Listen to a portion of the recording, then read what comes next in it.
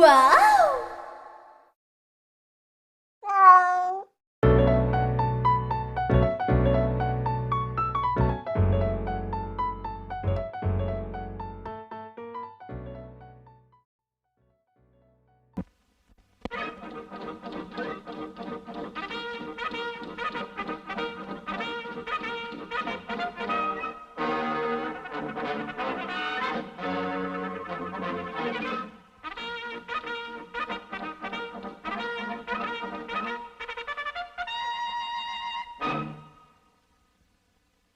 Inspector Nathaniel Fenwick had decided that it was about time that his daughter had her coming out party. Oh, Father, really? With all the trimmings? With all the trimmings, my dear. Oh, joy! Pardon me, sir, but isn't Nell a little old to be having a coming-out party? Of course she's old. But as usual, Do-Right, you don't get the significance. Why, this isn't an ordinary coming-out party. It's a master plan to catch Snidely Whiplash. I don't quite follow you, sir. I'll put it another way, Dudley. What is it that Snidely wears that he is never without? A leer, sir? No, Dudley, his top hat and opera cape. So? Don't you realize, Dudley, that this is the image he's created? Without his top hat and cape, he's nothing. Look. Funny, sir. I've seen that before. Of course you have. This is a Bullwinkle hat. Can you imagine collecting mortgages in a Bullwinkle hat? Why, he'll be laughed out of every home. But what's that got to do with Nell's coming-out party? Snidely owns an opera hat and cape, right? Right. Well, where in this awful wilderness can you attend a full-dress social function? Well, there's that little theater group. No place. That's why I'm having this grand social event. Snidely won't be able to resist it. He'll check his hat and cape at the door, and then we'll substitute this Bullwinkle hat for his opera hat. An invitation, Homer, an engraved invitation to Nell Fenwick's coming-out party. But Snidely, that's at the RCMP camp. Homer, I'd go to the ends of the earth to attend a social event of this prominence. But don't it seem strange that a 37-and-a-half-year-old girl should be having a coming-out party? With me top hat and cape, I'll be in the height of fashion. A party, whee! Check your hat and cape, sir. Certainly. And while Snidely Whiplash was tripping the light fantastic, a Bullwinkle hat and large check coat was substituted for his top hat and cape. Thank you, my dear. I don't know when I've had a better time. My hat and cape, please. Here you are, sir. This isn't my top hat and cape. I'm sorry, but it's the only one that's left. It must be yours. I'm telling you, it is not my hat and cape. You won't hear the last of me. The next day, Snidely Whiplash went about the Canadian mountainside trying to collect mortgages. Either pay me the money or out into the cold you go. Look at that funny moose hat! Oh, please pay me the mortgage, please, will you? Such a funny hat! And so, Dudley, Snidely's having a terrible time collecting mortgages. They laugh him out of their homes. Without his hat and cape, he's nothing. It certainly must be a powerful symbol.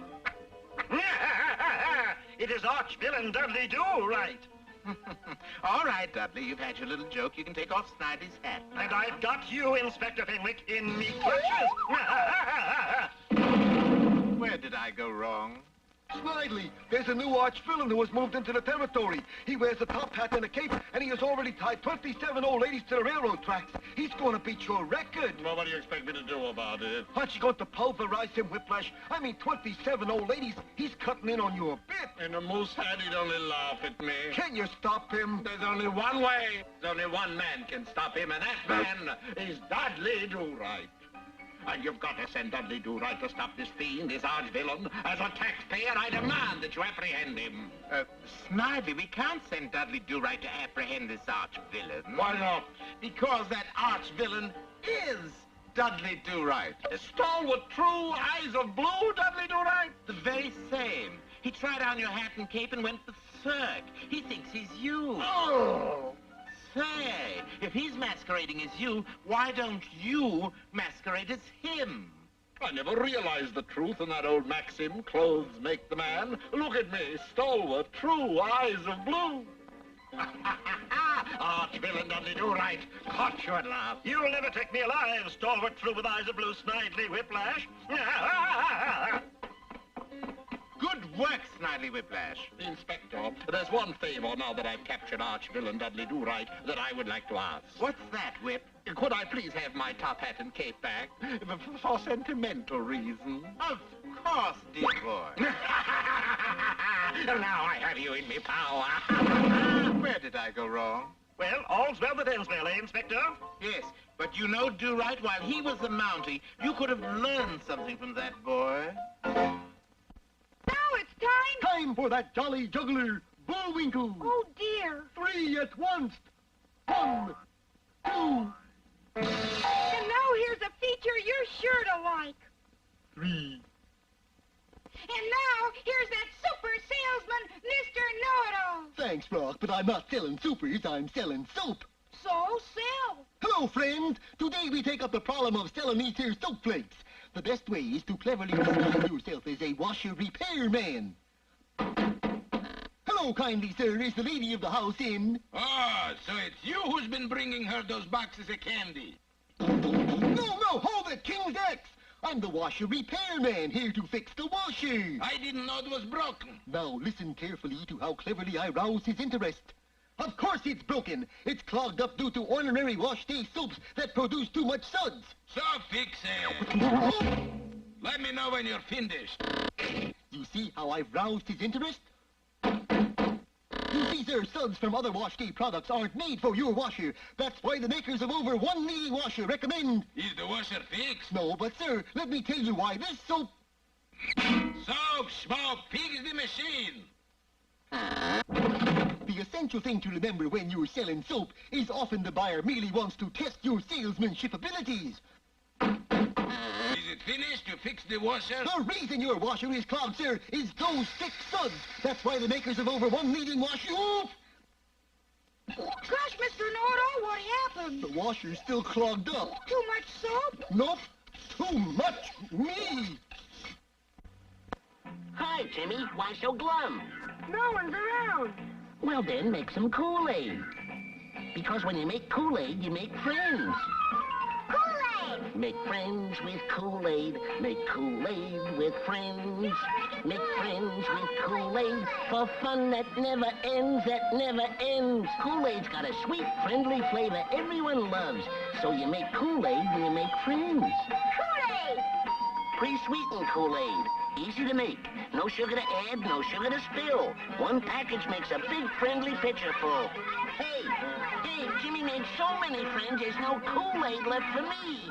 Let's go with Jimmy. Make friends with Kool-Aid. Make Kool-Aid with friends. Make friends with Kool-Aid for fun that never ends. Oh, well, guess I'll make some Kool-Aid and we can make friends. Kool-Aid, pre-sweetened or regular.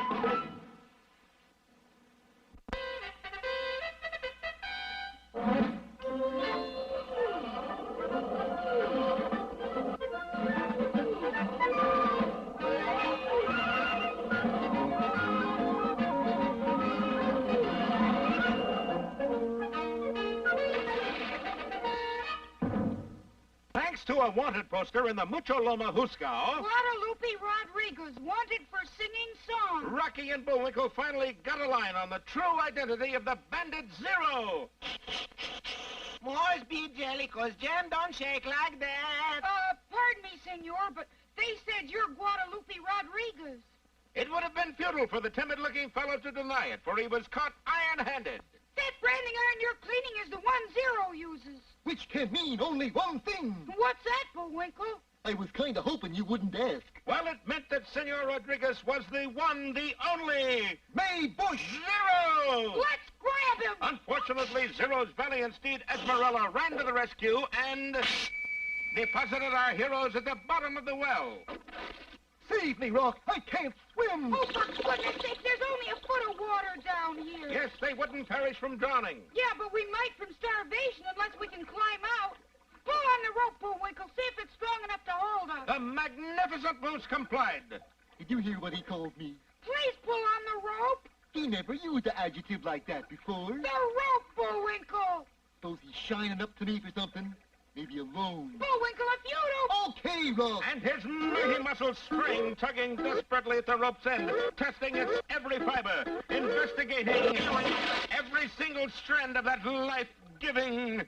Magnificent moose, huh? You're just having one of your wordy days, that's all. Well, we can't climb out. I guess it's the old one, too. Ellie! The hippie flew like a veritable bird of paradise, spreading its Oh, multicolored... come on. Forgive me. The Rocky plummeted out of the well and in no time lowered a ladder which enabled his comrade to also escape. Now what, Rock? Now we got a score to settle. We're gonna catch that Zero guy. His flying tail all abristle, Rocky led the way back into Mucholoma. It wasn't easy getting through the mud, but Rocky was determined to reach Old Barry's 5 and 10. Si, senors. Do you have any Halloween costume? Oh, si. But why should anyone dressed like a moose and squirrel require a costume? These, sir, are our naturals. A bit of bargaining, and seconds later, behind the old red barn at the far end of town, Starting to get dark, Bullwinkle. Zero come riding into town just like he always does, and bam! We'll have him. Right. Bam, we'll have him. You're not afraid? I'm fearless. Good. Put on the costume. Why the costume, Rock? We're gonna trap Zero with it. Like the man of the 5 and dime said, if I am dressed like a moose, why, on the name of Rudolph has to with darkness spreading fast, there was no time for an explanation. Rocky took out a coin, flipped it. Choose. Bullwinkle was correct. It landed on Rocky's tail, and it came up heads. Always a good loser, Bullwinkle withdrew to the confines of the barn. A moment or two later, he appeared as... Mother of pearl, I'm dressed like Zero. With one exception. Your branding iron has an X at the bottom. You, Bullwinkle, are the bandit X. I know there's not much time left in this episode, so can you tell me how I'm supposed to trap Zero? I'm afraid there's only enough time to look in on the other end of town. Sure enough, Zero has galloped in to stage another of his noisy attacks. What is Rocky's plan? Will his trap work? Don't miss our next magnificent episode. Oh, there I go again. The Unsatisfied Costumer, or why not try Brand X? Today's lesson is mighty important, remember? Bullwinkle is on... Not that lesson. This lesson. I'm just sitting around in my clothes, watching the shows, keeping my nose in my Frostios. Frostios, best shape there is for anything. Best shape for a banjo.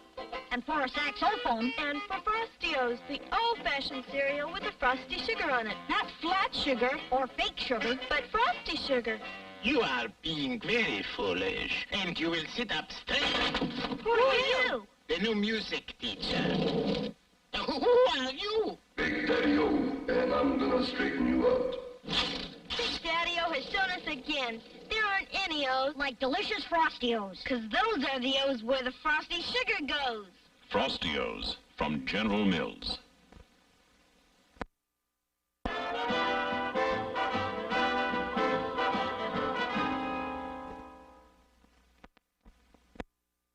Brought to you by the Big G cereals of General Mills, makers of Cheerios, Big G, Little O. Go with the goodness of Cheerios.